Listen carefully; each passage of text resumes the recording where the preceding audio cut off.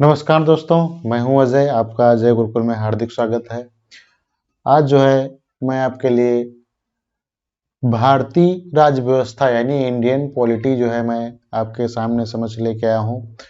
और जो है ये वीडियो हमारा जो है रेगुलर 8 बजे एमटीएस एग्ज़ाम को ध्यान में रखते हुए डेली आपको जो है रात के 8 बजे हमारे इस वीडियो से जुड़ना है। और वीडियो को स्किप थोड़ा सा भी ना करें और वीडियो को अंत तक देखें, क्योंकि मैं आपको इस वीडियो में जो है बहुत ही महत्वपूर्ण प्रश्न जो है कराने वाला हूं, जो एग्ज़ाम के लिए बहुत ही महत्वपूर्ण है। तो हमारे साथ बने रहिए और एक भी जो है इंडियन पॉलिटी से क्वेश्चंस नहीं इससे बाहर पूछा जाएगा, तो कृपया जो है वीडियो को पूरा देखिए। तो ये हमारा कौन सा स्टार्ट है, भारतीय राज्य व्यवस्था यानी इंडियन पॉलिटी। तो इसमें हम देखेंगे मोस्ट इम्पॉर्टेंट क्वेश्चन, भारत का संवैधानिक विकास किस प्रकार से हुआ। तो सबसे पहले जो है 1773 ईस्वी को रेगुलेटिंग एक्ट जो है ये आया था, जिसमें जो है सर्वोच्चतम न्यायालय की स्थापना की गई थी। कहाँ की गई थी? कलकत्ता में की गई थी 1774 ईस्वी में। अगला पॉइंट देखिए क्या है, भारतीयों को संविधान के प्रशासन में भाग लेने का अधिकार किस अधिनियम के द्वारा प्राप्त हुआ था? तो चार्टर एक्ट जो 1833 आया था, इसके द्वारा जो है भारत के प्रशासन में भाग लेने का अधिकार प्राप्त हुआ था। अगला पॉइंट देखते हैं क्या है, भारतीय संविधान परिषद को बजट पर बहस करने की शक्ति किस अधिनियम के द्वारा प्राप्त हुई थी? तो ये भारतीय परिषद अधिनियम 1892 जो आया था, उसके अधिनियम पर जो है बजट पर बहस की जा सकती थी। तो नेक्स्ट क्वेश्चन देखिए क्या है, केंद्रीय विधानमंडल सर्वप्रथम किस अधिनियम के द्वारा द्विसदनीय बनाया गया था? तो 1919 के भारत शासन अधिनियम के द्वारा बनाया गया था। अगला क्वेश्चन, तो भारत के राष्ट्रपति को अध्यादेश निर्गत करने की शक्ति मूलतः किस अधिनियम से प्रेरित है? तो भारत शासन अधिनियम 1935 से। ये बहुत ही मोस्ट इम्पॉर्टेंट है। तो बढ़ते हैं अगले प्रश्न की ओर। यहाँ पर देखिए भारत का संवैधानिक विकास दिया गया है और इसमें ईस्ट इंडिया के कंपनी कौन सी आई थी?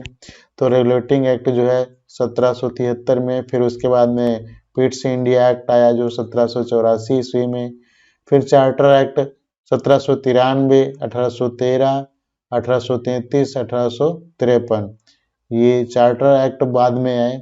उसके बाद में फिर ब्रिटिश क्राउन के अंतर्गत जो अधिनियम भारत शासन अधिनियम जो था वो 1858 ईस्वी में, फिर परिषद अधिनियम कब आया? 1871 में।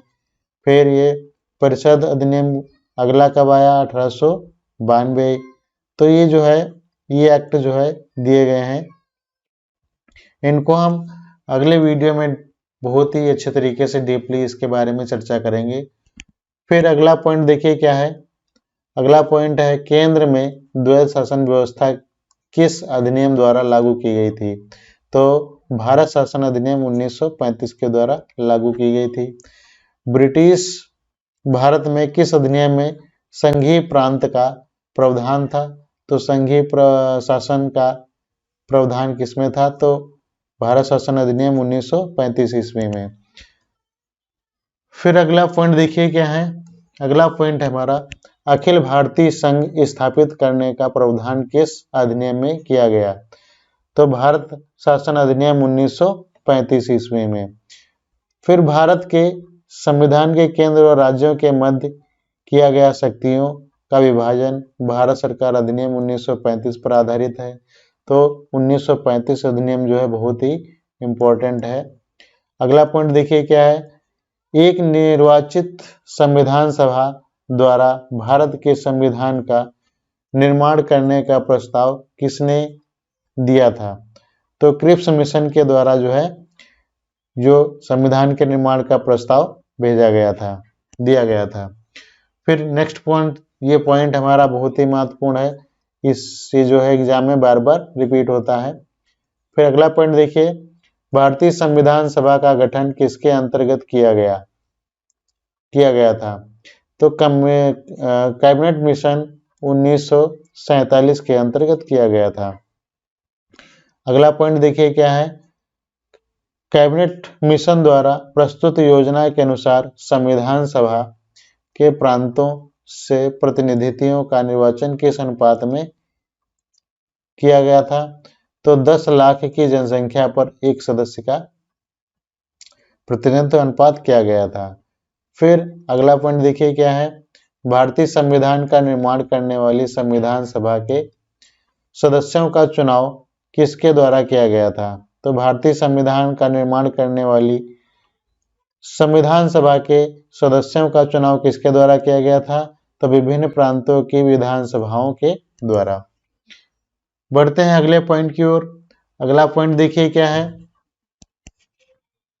अगला पॉइंट हमारा है अंतिम सरकार वर्ष 1946, यानी कौन से सदस्य कौन से व्यक्ति थे और उनको कौन सा विभाग सौंपा गया था? तो पहले थे हमारे जवाहरलाल नेहरू, इनको कौन सा विभाग सौंपा गया था? राष्ट्रमंडल संबंध एवं विदेशी मामले, ये विभाग इनको दिया गया था। फिर दूसरे महापुरुष थे सरदार वल्लभ भाई पटेल, इनको गृह सूचना एवं प्रसार, ये इनको विभाग दिया गया था। तीसरे व्यक्ति थे राजेंद्र प्रसाद, इनको खाद्य एवं कृषि विभाग सौंपा गया था। तो जान मथई, ये उद्योग और नागरिक आपूर्ति, इनको विभाग दिया गया था। जगजीवन राम को कौन सा दिया गया था? श्रम। सरदार बलदेव सिंह को क्या दिया गया था? रक्षा। और क्याकत अली खां को कौन सा विभाग सौंपा गया था? यह सौंपा गया था वित्त विभाग। अगला है सी राजगोपालाचारी, इनको शिक्षा एवं कला जो है ये सौंपा गया था। तो इसमें अगला पॉइंट देखिए क्या है, भारत शासन अधिनियम 1919 की समीक्षा करने के लिए वर्ष 1927 में साइमन कमीशन का गठन किया गया था। बढ़ते हैं अगले पॉइंट की ओर। अगला पॉइंट क्या है, भारत की संविधान सभा की पहली बैठक कब हुई? तो ये पहली बैठक कब हुई थी? तो ये बहुत ही इंपॉर्टेंट क्वेश्चन है। ये हुई थी भारत के संविधान सभा की पहली बैठक 9 दिसंबर 1946 ईस्वी को हुई थी। कब हुई थी? 9 दिसंबर 1946 ईस्वी। बढ़ते हैं अगले पॉइंट की ओर। अगला पॉइंट देखिए क्या है, अगला पॉइंट है संविधान सभा का प्रारूप, प्रथम प्रारूप BN राव द्वारा तैयार किया गया था। किसके द्वारा तैयार किया गया था? BN राव के द्वारा। अगला पॉइंट देखिए क्या है, संविधान सभा का स्थायी अध्यक्ष किसे चुना गया था? तो डॉक्टर राजेंद्र प्रसाद को चुना गया था। अगला पॉइंट देखिए, संविधान सभा के पंडित नेहरू द्वारा उद्देश्य प्रस्ताव कब प्रस्तुत किया गया था? तो ये जो है 13 दिसंबर 1946 ईस्वी को किया गया था। नेक्स्ट पॉइंट देखिए, नेहरू द्वारा प्रस्तुत उद्देश्य प्रस्ताव संविधान सभा में कब स्वीकृत हुआ था? तो 22 जनवरी 1947 ईस्वी को। अगला पॉइंट देखिए, भारतीय संविधान के निर्माण काल में संविधान सभा के कुल कितने अधिवेशन हुए थे? तो टोटल कितने हुए थे? 12 अधिवेशन हुए थे। अगला पॉइंट देखिए क्या है, भारतीय संविधान के निर्माण में संविधान सभा को कितना समय लगा? तो 2 वर्ष 11 माह 18 दिन, इतना समय संविधान निर्माण में लगा हुआ था। अगला पॉइंट देखिए क्या है, भारतीय संविधान सभा के संवैधानिक सलाहकार कौन थे? तो संवैधानिक सलाहकार कौन थे? ये BN राव थे। अगला पॉइंट, भारत की संविधान सभा ने वर्तमान रूप में राष्ट्रीय ध्वज को कब अपनाया था? वेरी इंपॉर्टेंट है, ये 22 जुलाई 1947 ईस्वी को। तो भारतीय संविधान सभा की प्रथम बैठक की अध्यक्षता डॉक्टर सच्चिदानंद सिन्हा द्वारा की गई थी, जो अस्थायी अध्यक्ष थे। भारत का संविधान कब स्वीकार किया गया था? तो 26 नवंबर 1949 को स्वीकार किया गया था। भारतीय संविधान पूर्णतः कब लागू हुआ? तो 26 जनवरी 1950 को लागू हुआ था। स्वीकार कब हुआ था? 26 नवंबर 1949 को। लागू कब हुआ था? 26 जनवरी 1950 ईस्वी को। फिर अगला देखिए संविधान सभा। तो 9 दिसंबर 1946 को संविधान सभा की पहली बैठक हुई थी, जिसमें डॉक्टर सच्चिदानंद सिन्हा अस्थायी अध्यक्ष थे, तथा 11 दिसंबर 1947 को डॉक्टर राजेंद्र प्रसाद को स्थायी अध्यक्ष चुना गया। संविधान निर्माण का प्रारंभ 13 दिसंबर 1946 को पंडित जवाहरलाल नेहरू द्वारा प्रस्तुत उद्देश्य प्रस्ताव से हुआ, जिसे 26 जनवरी 1947 को सर्वसम्मति से स्वीकार कर लिया गया। तो 26 नवंबर 1949 को भारतीय संविधान अंगीकृत किया गया, जबकि 26 जनवरी 1950 को इसे पूर्णतः लागू किया गया। अगला पॉइंट देखिए क्या है। 26 नवंबर 1949 को भारतीय संविधान किसके द्वारा अधिनियमित किया गया था? तो संविधान सभा के द्वारा। तो जनगण मन को भारत के राष्ट्रगान के रूप में कब अपनाया गया? ये मोस्ट इंपॉर्टेंट क्वेश्चन है। तो 26 जनवरी 1950 को। तो भारत सरकार द्वारा अशोक स्तंभ यानी राष्ट्रीय चिन्ह के रूप में कब अंगीकृत किया गया? तो 26 जनवरी 1950 ईस्वी को। ये भी इंपॉर्टेंट है सवाल। अगला क्वेश्चन है भारतीय संविधान की सलाहकार समिति के अध्यक्ष कौन है? तो सरदार वल्लभ भाई पटेल जी थे। तो झंडा समिति के अध्यक्ष कौन थे? डॉक्टर राजेंद्र प्रसाद। तो इसमें कुछ अध्यक्ष जो है महत्वपूर्ण दिए गए हैं, जिनके बारे में बताते हैं। तो संविधान शक्ति समिति के अध्यक्ष कौन थे? पंडित जवाहरलाल नेहरू। और संघीय संविधान समिति के पंडित जवाहरलाल नेहरू थे। और प्रांतीय संविधान समिति के तो सरदार वल्लभ भाई पटेल थे। प्रारूप समिति कौन थे? डॉक्टर भीमराव अंबेडकर। और मौलिक अधिकारों एवं अल्पसंख्यक संबंधी परामर्श समिति सरदार वल्लभ भाई पटेल। प्रक्रिया नियम समिति के अध्यक्ष कौन थे? डॉक्टर राजेंद्र प्रसाद। तो राज्यों के लिए समिति अध्यक्ष कौन थे? पंडित जवाहरलाल नेहरू। संचालित समिति के अध्यक्ष कौन थे? तो डॉक्टर राजेंद्र प्रसाद।